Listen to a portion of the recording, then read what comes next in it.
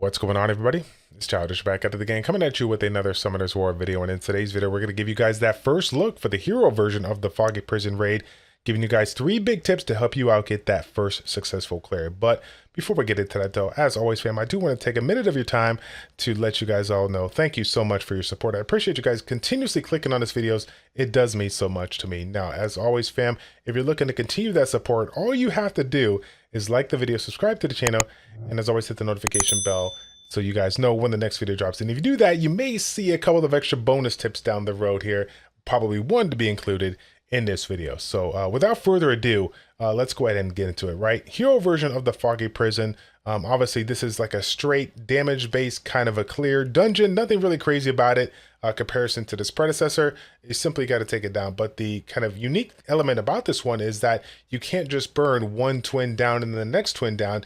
In this particular version here, you have to burn these down simultaneously, making sure that you're able to clear them one right after the other, because basically once you take one down, the other one gets exponentially strong and is very, very difficult to deal with down the road. Okay, if you guys are wondering why people are going heavy on this one, is because ultimately this is the introduction of not only the hero raids but also the new mythic gear. This is the first introduction that we got here, and this is obviously a little bit different than what we saw in the previous one here, Tree of Heroes, where we had the damage reduction by 11% for both summoner and monster. Here now, as you guys can see, for both the sun and the moon, we have a 6.5% damage reduction for summoner and monster, but we do have a 5% mana regen speed. Now, the cool thing about this particular set is that not only it provides us that little bit element of mana regen speed, but ultimately we get that hero set effect bonus for the next 3 months, so to speak here. So depending on which one you want to go with here, you will see that they got some unique bonuses here, depending on what you use. If you have units in your teams for PvP that utilize Sleeper Root, Sun Legacy set might be the way to go. But if you're one of those people out there like me, I'm an Orbia user, I'm not a Keenan user that has that wind staff that allows you to go ahead and get yourself, you know, the immunity from the jump. This having the immunity for that 8 seconds here is obviously going to be really, really strong at the start of any arena or siege battle here. So if you're one of those people out there who are looking to get the bonus, you know, definitely go for it. But me personally, I'm one of those people out there that were kind of limited at what I can do when it comes to my account because of my personal gear and just like the overall limitations of it. So without question, the mythic gear is going to be abnormally strong. So if you guys are one of those people out there that are still lacking in gear but have the ability to clear this one, I think mythic gear in a nutshell is going to be very strong for you. Okay, so first thing that I kind of want to talk about when it comes to the overall strategy, the big pro tip that we want to talk about here is the simple fact. We're going to start with the first part. This is not a race, right? Don't bring in Galleon. Don't try to go beast mode and try to take this one out here. This is actually, Galleon is actually the opposite of what you want to bring. You're looking to bring some balance. You're looking to bring some you know, a DPS, a cleansing, and then another unit to kind of fill that gap for whatever you need with regards to your team. It's very, very important that you stay away from Galleon, because Galleon provides that skill cooldown reduction, which is actually not really good, because in this particular lineup or this particular battle, you have an ability called Oppression, which actually does the opposite of cooldown reduction and puts that debuff on you, which is definitely not something you want to deal with. So again, fam, do not use any units out there that have that skill cooldown for your cooldown reduction for your party. It's actually not going to help you out. You're able to take your time, just bring in a balanced team, and I promise you'll get the job done, no problems at all here. So again, that's kind of like the big one that I want to take off here. In addition to that, you know, tip number 2, we kind of already discussed it a little bit, team balance here. In previous versions of hero raids, we, you know, got that initial clear, but then we were looking to see what we can bring in order to make this one like super, super fast. But ultimately, this is one of those dungeons here where it's super important for you not to kill one over the other. So providing, you know, giving yourself a balanced team, you know, 1 DPS, 1 cleanser, and then 1 other unit that you can utilize to kind of you know, bring in stuff that you don't have with those first 2 units here is going to be really, really strong here. Looking at my screen right now, you can see like the top 3 units out there: Argon, Juno, and of course Ophelia. Argon, of course, Argon and Rinha are going to be fantastic units to utilize when it comes to DPS here. They're still the PvE kings and will be so for a very, very long time, so take advantage of it.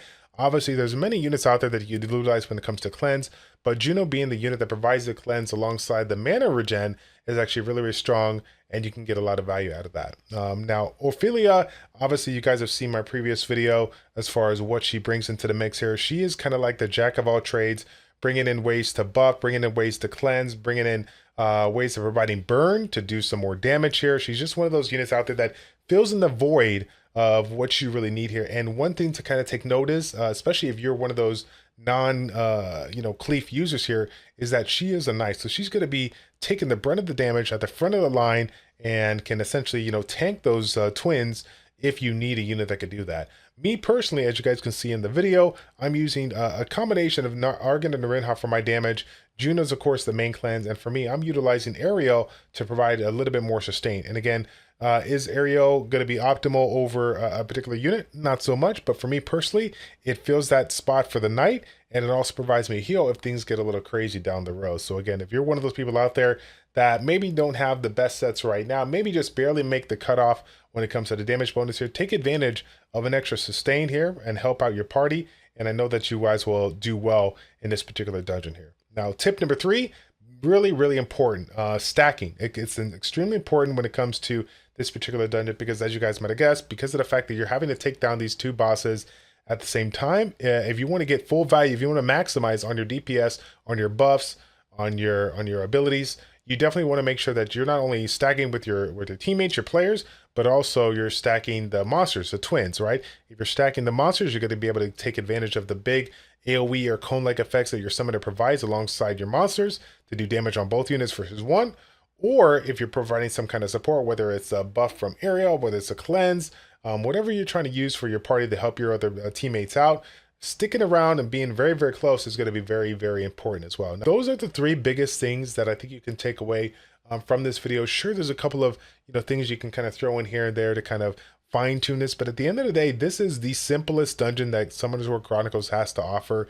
Essentially, you go in there, you kill the twins, and you get the job done here. But the staple to this one is that you have to clear them within a reasonable amount of percentage here, very, very close to same percentage, because again, once you kill one and they get that beast mode of a buff here, the damage difference between the first version of the elite raids and the second version of the hero raids is astronomically different. So definitely make sure that you're taking your time, like I said before, stack of those monsters, getting the job done. And then of course, like I said before, fam, I have all these particular tips that I give you guys. The big one, probably the number 1 to us, is to go ahead and make sure before you click start, okay, on this Foggy Prison raid, is that you do not forget to recharge, because if you do not forget to recharge, this is what's going to happen. Okay, going back to town. Clean. Got it. We got it. Perfect timing. Perfect timing. I didn't recharge.